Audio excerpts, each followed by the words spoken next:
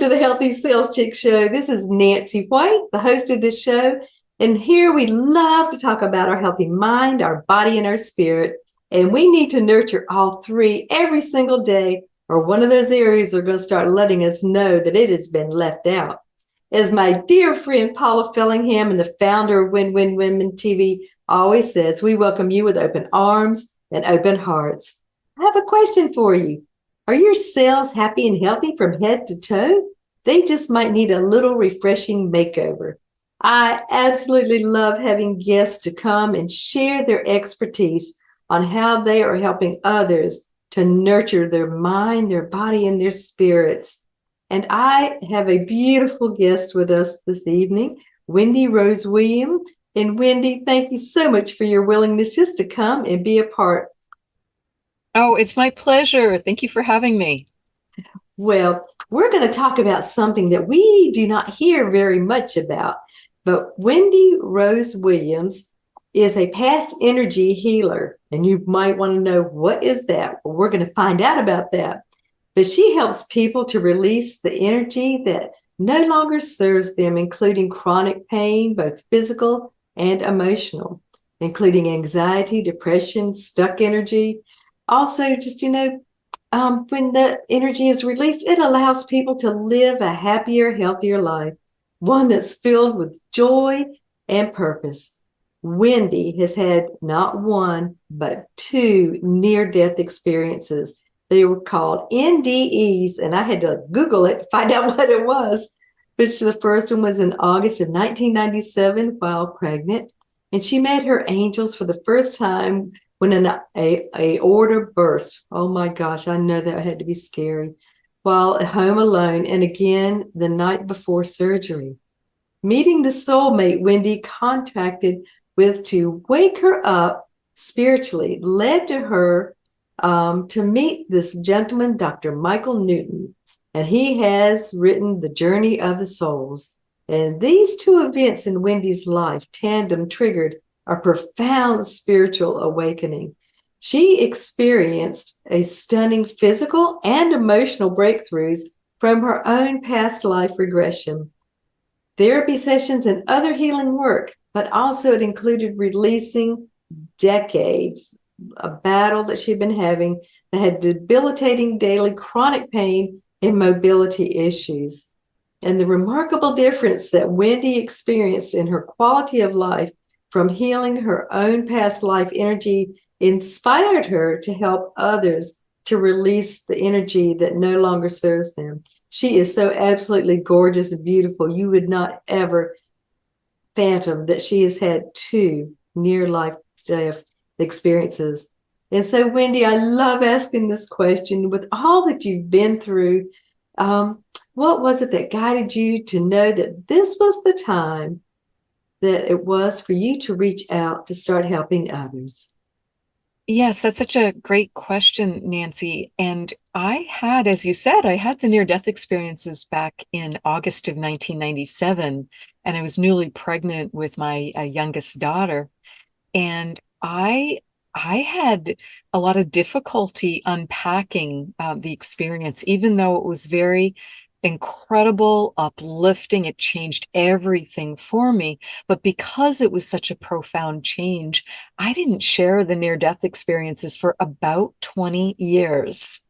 So, and it was really, really interesting because I knew next to nothing about near-death experiences at that time, because in 1997 they weren't being shared as often as publicly, and there weren't things, the International Association for Near-Death Studies, which is a support group, wasn't as well known. And we didn't have things like Netflix with documentaries like Surviving Death, which includes a lot of information about near-death experiences. That shot to number one. So that just tells you that our collective consciousness, who we are as humankind, has really changed. So Absolutely. yeah, it just was it wasn't the right time to share it until I really got it unpacked, because I couldn't language it, and I can language it now. So would you like a recap of it, or would you I like? would absolutely love it. And also, I thought, how also scary and almost terrifying. You going through that is, and then having to go through that kind of healing process. But please share, because I would love to hear, about what it was and how it has just evolved over the years, the decades. Certainly. So what happened was a very, very wanted pregnancy. I was just 10 weeks pregnant, and we had an 18-month-old toddler, but there had been years of infertility, and I'd also had two ectopic pregnancies. So it was Mhm. just really over the moon to have a healthy pregnancy. And I had been to the doctor just one time. So the day of the first NDE, I was working at home alone. My husband's at work. He had one car, and we had a nanny, and she was at the park with our daughter. So she had the other car.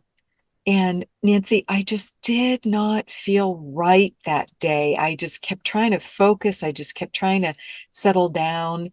And all of a sudden, I had this terrible feeling of impending doom. I have never had that feeling before or after. And I've since learned from many other NDEers that that is often part of the process. So I ran into the bathroom thinking I'm going to be sick. Something's just really, really wrong here. And I made it into the bathroom. And at that point, I looked down in surprise at my abdomen because it felt like someone had literally stuck a knife in me. Mm. All I could think of was an organ burst. So I called out to God for help, and I passed out on the floor at that point. And I believe I only came to because there was this insistent male voice that kept saying urgently, Wendy, Wendy, you've got to wake up now or you're going to go home. And I knew exactly what he meant by going home, that I was going to die. So I open my eyes, I'm disoriented, I'm laying on my side in the bathroom. And Nancy, everything changed in my life at that point. At the time, I was 36 years old, and my bathroom was just filled with angels. There were four or five of them. They were so large. There was so much light. There was just so much love coming from them, just this wisdom. Their energy is very, very specific. And they just filled the bathroom because there were four or five of them, as I said. So I'm looking, trying to take this all in, going, whoa, angels are real. And I'm so fortunate because they're here helping me at this point. So the same male angel repeated, you've got to call for help now or you're going to go home. And I answered him and said, I know, I understand, but I can't walk. How am I going to get to the phone? Because again, this was 97 and we didn't have, the cell phone like, glued to our hand or in our back pocket like we often do now. And what he said, Nancy, it was really telling. And I think it was on multiple levels. And he said, you just have to be willing to try. And so I managed to get up on my hands and knees. And that it was all I could do to do that. And at that point, again, my belief system is just blown wide open because I was gently moved in that position and just I don't know whether to call it flown or moved, but I'm like right in front of the landline, which was close by. It was on the nightstand next to the bed. So I'm like, whoa, whoa, whoa. That was amazing. Thank you for the help. And I reach up and I grabbed for the phone, and I did have a brief thought of who should I call. He didn't say who to call. And I never thought to call 911 because, again, I'm a healthy 36-year-old. I've never called 911 in my life. So I decided to call my husband at work because he worked 5 minutes from home. And I thought, well, let's see if I can get him on the phone line.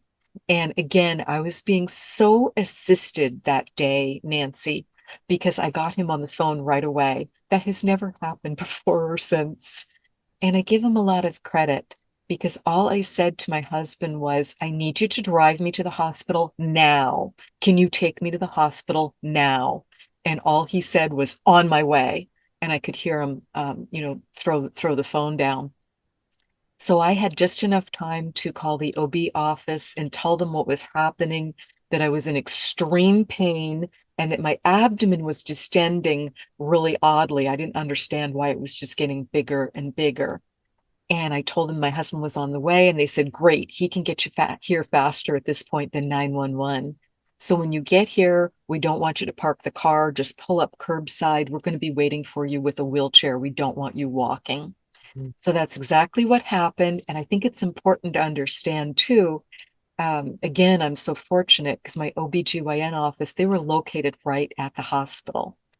So I get whisked up into their office and helped onto the ultrasound bed in this little ultrasound room. And things got odd at that point, Nancy, because I can't see anything on the screen. And I actually asked the ultrasonographer, I'm like, is your machine on? Is that machine working? Because I can't see anything. All I could see was like black wavy. So I thought her machine wasn't working right. And her response was, I'm going to get the doctor now. So I'm looking at my husband and he's looking at me like, well, we don't know what's going on, but that's not good. So she returns very quickly with not only a physician, but with a nurse midwife with her. And we've now got five of us crammed into this, tiny little ultrasound room. Mm-hmm. So the doctor adjusts the machine and he knows exactly what's going on and tells me as kindly as he can, but very to the point. He says, Wendy, you've got a major abdominal bleed. I can't visualize where it's coming from. That's all blood. That's all Mm-hmm. blood loss. That's why you're in so much pain. And that's why your abdomen is distending like that. You've got blood is going where it should not be going. And that's what's happening right now. And we need to admit you to the hospital. So someone ran and got a stretcher and took me over and admitted me immediately, just straight into the bed, lifted me into the hospital bed and got me oriented there. So I've got the doctor with me, I've got multiple nurses and my husband. And one of the nurses asked me if I knew my blood type. And I said, certainly, everyone should know their blood type. That's really important information. It's A negative. So she leaves and goes to the nurse's station to call the Puget Sound Blood Bank because I was living in Seattle at the time and it was a central blood bank. So she returns a couple minutes later, and to our surprise, says, I can't get any blood for her right now because evidently there was a major train collision a few days ago and it wiped out temporarily the supply of A negative blood. So this is part of the decision of why we did not rush into surgery because we don't know what we're operating on. We don't have blood, and I'm pregnant. So we decided to do what's called wait and watch. I'm being very well attended, and also I worked in healthcare, so Mm-hmm. I'm kind of seeing more than the average person might be seeing. And I knew that I was in great hands because it was in my local community hospital, but they did about 5,000 births a year at that time. So I knew that meant they had a deep infrastructure for OB emergencies also. And I'd had my two ectopic pregnancy surgeries there, as well as my infertility treatment. So brief discussion, should I be transferred downtown to a teaching hospital? And I said, no, I know I'm right where I need to be. Fortunately, they were able to get blood for me probably about 6 hours later that evening.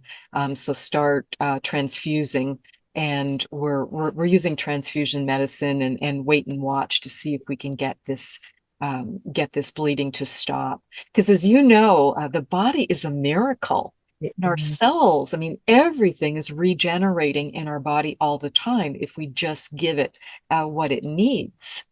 And so we wait and watch for several days. As I said, I'm being very closely attended, but I am just going through so many transfusions. Oh I'm my gosh. So they never did find the place where it was bleeding or to stop they it. did. They did. It was discovered via surgery because I did need to go to surgery. Mm-hmm. So that decision was made. And what happened at that point, my surgery was scheduled. It was going to be the next morning. So I'm trying to relax in the hospital bed and just like visualize the best possible outcome. Mhm. And there was no one else, just trying to relax and rest for that surgery the next morning. And the minute I try and visualize the best possible outcome, Nancy, I just popped right out of my body. I left my body. And I look back at myself in the hospital bed, and I'm like kind of critiquing myself. I feel so much better when I'm out of my body. And it takes me a minute to work out. I'm in pure soul form. I'm my higher self. And that's my temporary body. You know, it's very important because, of course, it houses our soul and it's what's keeping us alive during the lifetimes that we choose. But I'm just kind of blasé about it. I'm like, oh wow, look at her. She's like whiter than the sheets. She's really in a bad way. And look at her hair. She looks like the wild woman of Borneo. Sense of humor is just coming back too, because I'm not so scared and I'm not in so much pain because I'm back in that soul form. And all I want to do is follow the white light because the minute I popped out of my body, I could see this beautiful white light coming down like in a triangle shape from the hospital, the ceiling of the room, and I want to follow that. So I do follow that. I do go home up to the light. I have an incredible experience there. But in the interest of time, I don't know how much time we I have. know. We're doing good. You're fine. You're good. Okay, perfect. So what happens is I go up to the light and there's this waiting committee for me. They obviously knew I was coming and the same angels were there. And the minute, as well as my soul group family is there, and there's 18 or 20 of them. And when I arrive and get up there, I actually went through via escalator because I just ran out of energy because I was just so exhausted. And the minute I thought, please don't make me walk through that long tunnel. And a lot of people report, and again, hadn't read about these. I didn't know any of these things from movies or documentaries, but somehow I knew often people go home via a tunnel. Mm. But I went via escalator once I ran out of steam. So when I get to the top of the escalator, I just get this group hug from everybody. Oh, Nancy, I could have stayed there forever because it was unconditional love. And we don't feel that very often.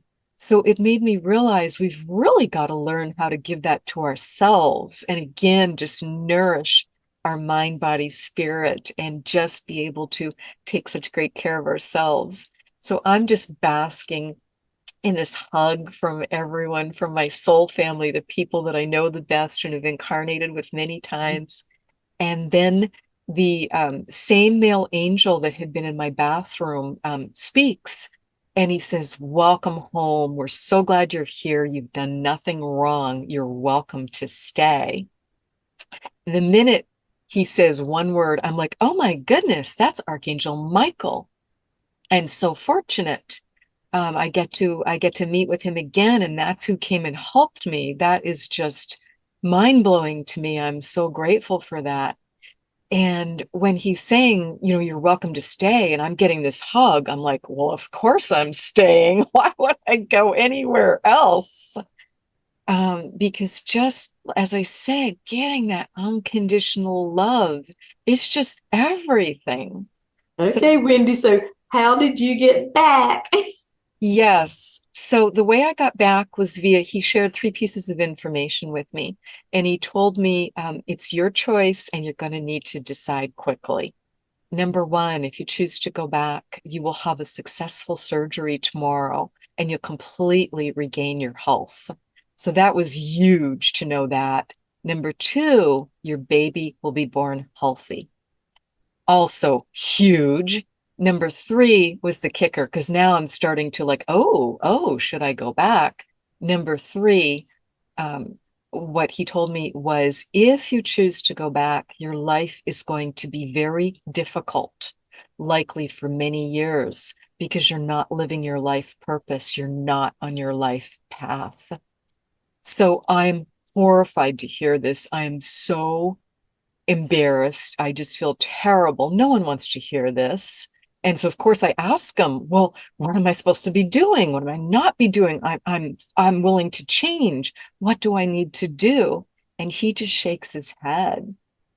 So I basically, Nancy, I go into shakedown mode. I'm like, well, okay, fine. Michael won't tell me. Let me ask the other angels. Let me ask my soul family. So I'm going around from person to person to person, and no one will tell me anything because they're not meant to. I'm meant to figure it out for myself.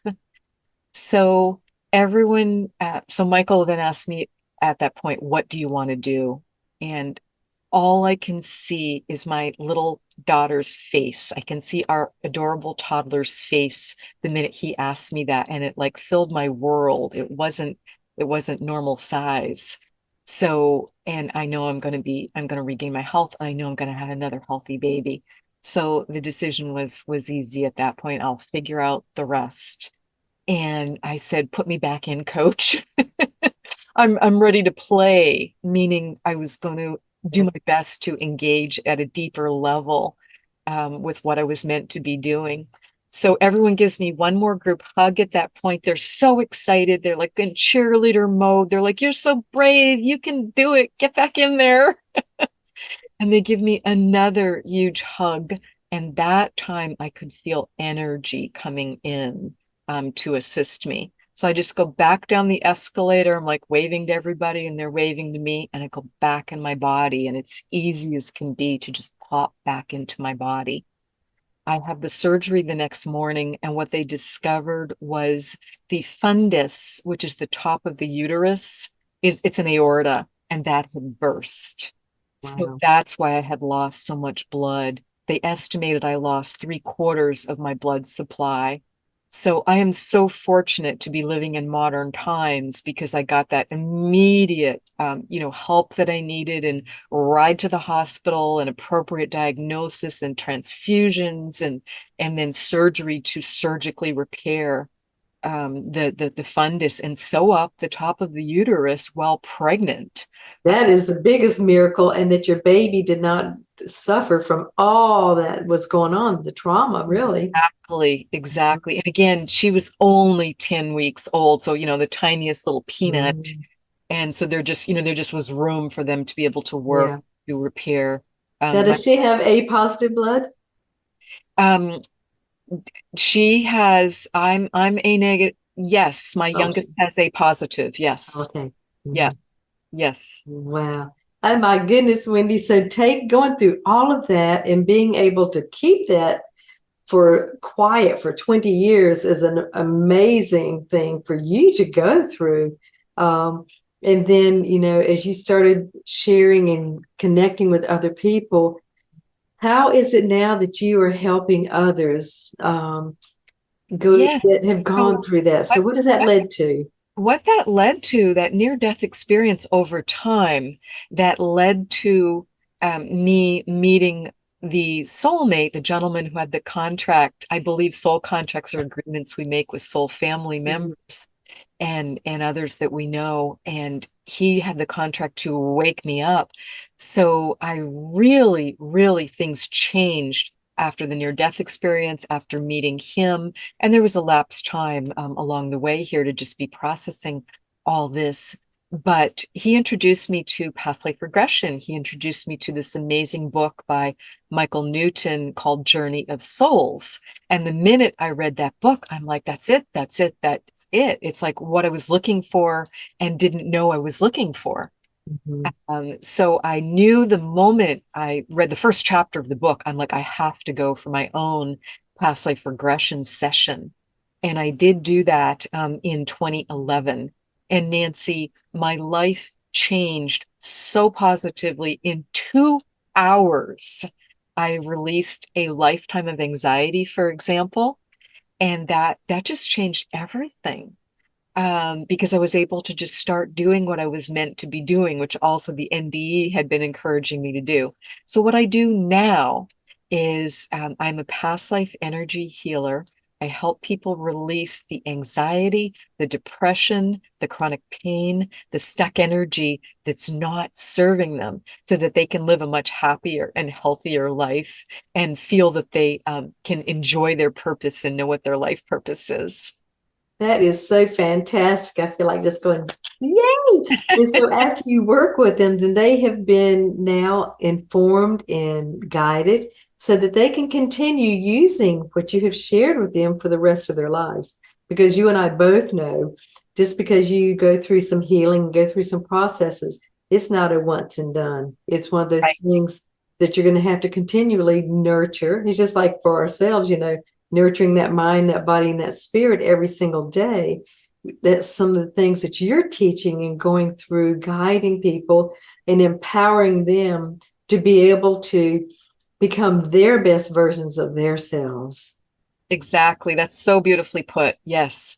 Wow, that is so fantastic, Wendy. So tell us what's coming up for you. What is on the horizon for you? Yes, what's coming up for me? I've just published my third book recently, so it's wonderful to have that out in the world. And I both work with clients privately, so one-on-one sessions, as well as I'm doing a lot of new group Mm. sessions that are very affordable and fun for people because multiple people had asked me to do that. So I found a way to create those and do those via Zoom. So That help is people, learn their purpose, information about their past lives, get them connected with their guide, just things to be able to uplift them. That is amazing because people need to support each other and come together. And so Absolutely. tell everyone what is the easiest way for people to get in touch with you, Wendy? Yes. Best way to reach me is via my website, which is wendyrosewilliams.com. And there you'll find the information about the private sessions, the fun group events, as well as the books. And you'll also find information about my podcast, which is wakingupspiritually.com. Wow, I just am, it is so exciting. I am so grateful for the times that you've spent just sharing because I love it. I feel like I have been so blessed by your story and your journey that you've gone through because you give hope to others too that want to know what to do with their near death experiences and how it is something that, yes, they've gone through it, they've lived to tell. Unpack it. They do. And so, but and I really encourage everyone to get in touch with you and just to be able to connect. And again, thank you so much for your amazing time. And I just want to encourage everyone, please check out some of the other Win-Win Women TV shows. We have so many women hosts that you'll become encouraged, inspired, and educated. And come back and visit me, the Healthy Sales Chick, next Wednesday at 7 o'clock. And you can check out my website, thehealthysaleschick.com. And I would love to hear how you are taking care of your healthy lifestyle and your self-care. And if there's areas that I can help you in, would love just to offer some suggestions. But again, Wendy, I am so grateful for the time that you have blessed us. And I just know that you're going to continue to bless so many others. And congratulations also on your beautiful new granddaughter. Oh, well, thank you. Thank you so much, Nancy. And thank you for who you're being in the world. It's very, very appreciated. Oh, well, thank you so much. We'll talk again soon. Bye-bye.